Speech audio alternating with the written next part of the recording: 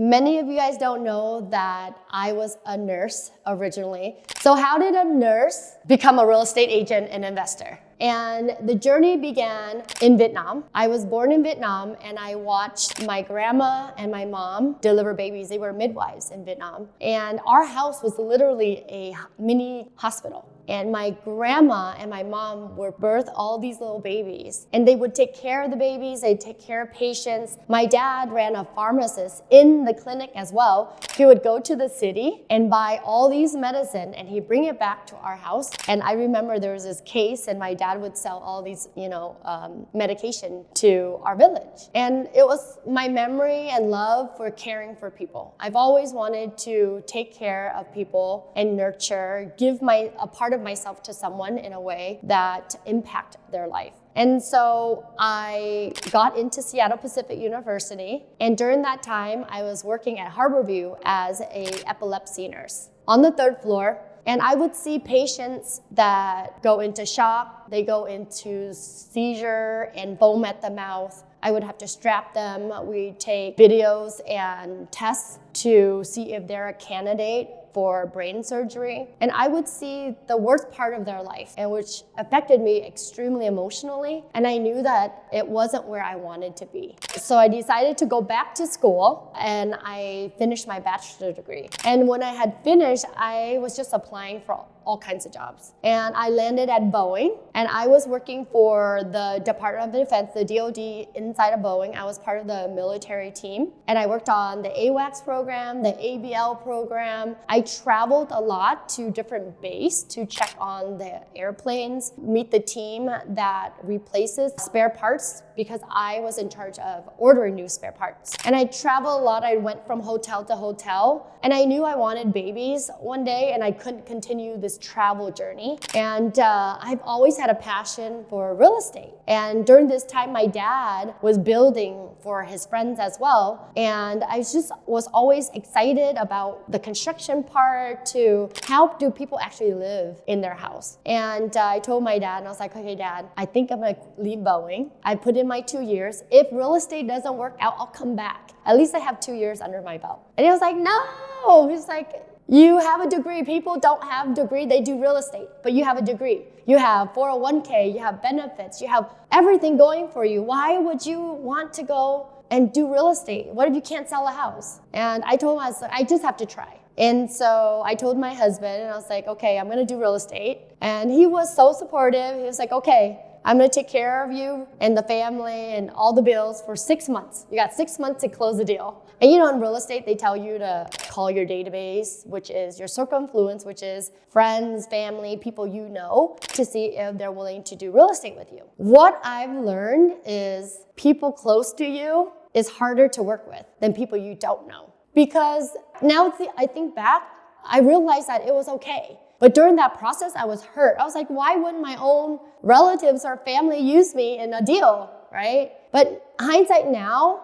I didn't earn the stripes yet. I didn't prove myself yet. I didn't know what I was doing. I was just trying to figure it out. And I realized I'd rather screw up with a stranger than my own family, and I'd have to face them every day. My mindset started to switch. I was like, okay, I'm gonna cold call. I'm just gonna cold call every single expired, canceled listing. I'm gonna door knock their door and get that deal. And I remember my friend Mary Van. If you're watching, Mary, I thank you for helping me get started in my real estate journey. So Mary and I sat next to each other at the office. We'd have a cold calling money jar. So if you're late, if I was late, I put $20 in her jar for cold calling. And then if she was late, she put $20 in my jar. Man, every day, Monday through Friday, we were in the office. We hit the phones at 9 o'clock sharp till noon. And then from noon, we'd go on appointments. I picked up the phone and I called this expired listing. And it was Maritza, right? That was her name. And I said, hey, Maritza, I saw that your house had expired on the market. Did you realize that? She's like, yeah, it didn't work out. I'm not gonna move. And all that stuff. She has this deep tone. She's still my friend today. And I was like, Maritza, what's your goal? Why did you wanna sell? She's like, I hate this cul-de-sac. I hate all the rules of the HOA, and I really want to start my investment journey. I honestly want to sell this house, buy a rental, and move down into a Rambler, something smaller. And so I said, how about I make you a deal? I help you sell this house, and if I can't help you sell this house, I'll help you rent it out. And then you can take a line of credit out of it and then buy another house. And she was like, no one has said that to me. And I was like, yeah, I'll help you lease your house for free. And then I'll help you buy another house, because obviously you want to get out of this cul-de-sac. And then she's like, I like that idea. And I said, I'll help you. I'll come over today. We'll make it work. I went over there. She fell in love with me, and the rest was history. And she's still my client today. We ended up selling that house. I helped her buy a duplex in Auburn, and then she bought another house in Tacoma. She continued to buy 3 other properties. Now she's retired, and then I came back and sold all her properties off of one cold call. And that was my first deal from cold calling, and I was addicted. I was like, okay, this is working, And then I met another client on the phone. I was like, Andre, let me sell your house for you. You have 2 new construction that you invested. It didn't move for 9 months. Why? Let me help you. And he was like, oh, well, if they can't sell it, what makes you think you can sell it? And I said, okay, why don't I make you a deal? You give me the listing for 90 days. If I can't sell it, it's free.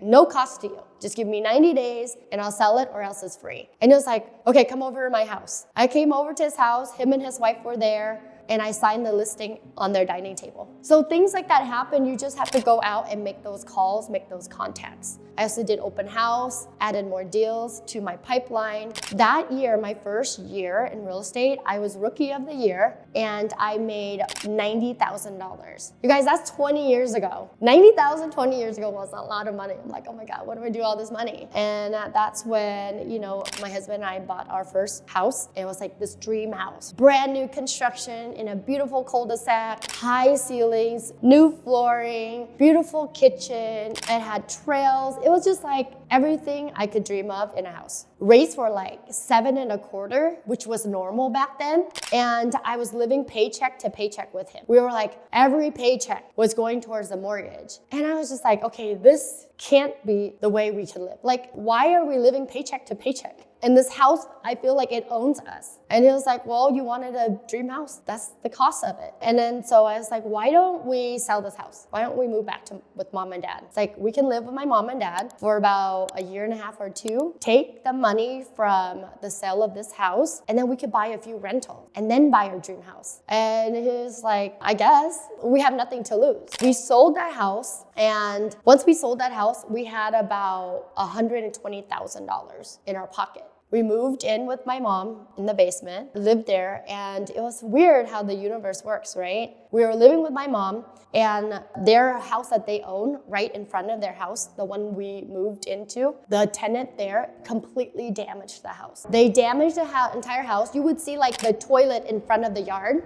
I mean, they were running water. It was just a hot mess. In order to fix that house, we'd have to put in about $45,000 to $50,000 towards the house. And my parents were like, well, we can't afford to take out that much money and pay for this house. So I told my parents, I was like, well, why don't you sell it to me? Why don't you sell it to me? I'll renovate the house, and then John and I will live in that house. So that was our first house hack. I would sleep, and John, after work, would go to the house and fix it after work. And so when we finished the house, I was pregnant. I was like sitting at the stairway, and John was literally like hammering the last nail on the rug. And I sat there and I was like, okay, finally I can have Miley. This was in 2000 and 2008. I was like, oh my God, finally she can come out. And we finished the house. Right when I sat down, that's when I had the contraction, and she was there. Like, the timing couldn't be better. We lived there, and my mom said, hey, I have these foreign exchange student that wants to rent the basement of our house, but they're full. Why don't you stick them into your house? And I was like, well, how much are you charging them?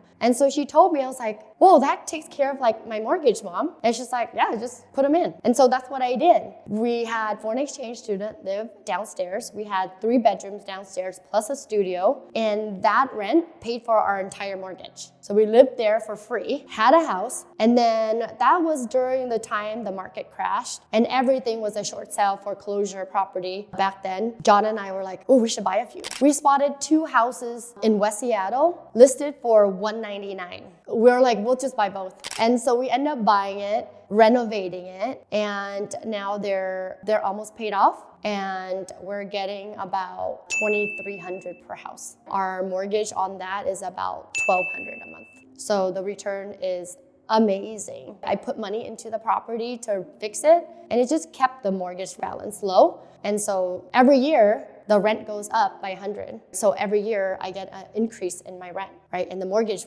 is going down. I got lucky because those houses all have alleys in the back. And so my goal is to add an ADU on every single rental and double my rental income versus going out and buying a house for $600,000 or $800,000 for another rental, which won't cash flow. I might as well put in $300,000 in a dadu, take a HELOC out of my house, use that to build a dadu in the back. Once I get that rented, I'll use the rental income to pay off that HELOC. If you're on the fence and you want to make a transition, what I've experienced for myself is that staying where I was at was harder for me.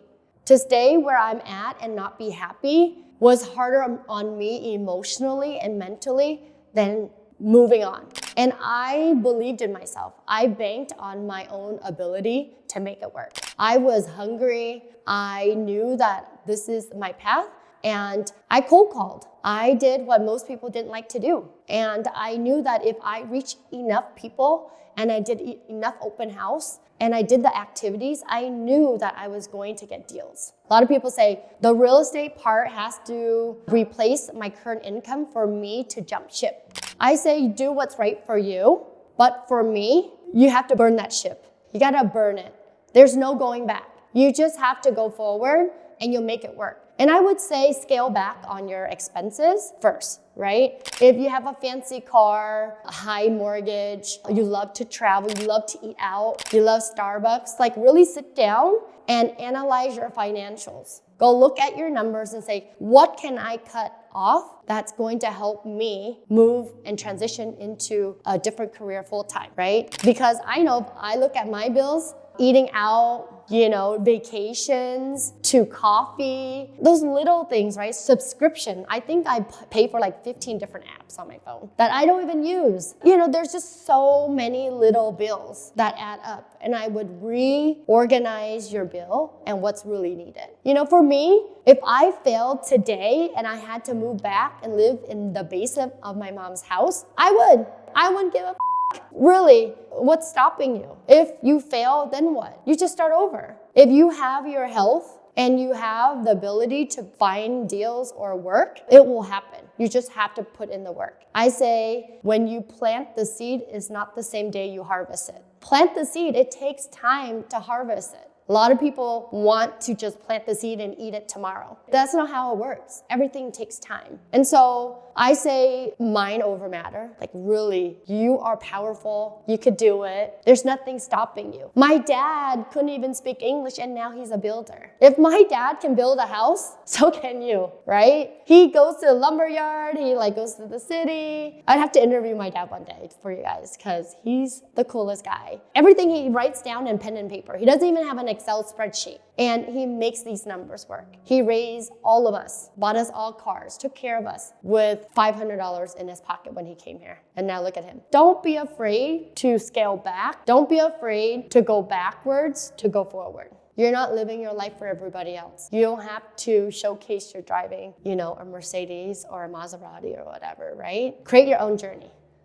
Well, that's my journey. That's my story from nurse to Boeing to real estate agent to real estate investor. If you guys have any questions, you want to have coffee and talk about your journey, I love to talk to you. I hope that inspires you to step forward and reach your dreams.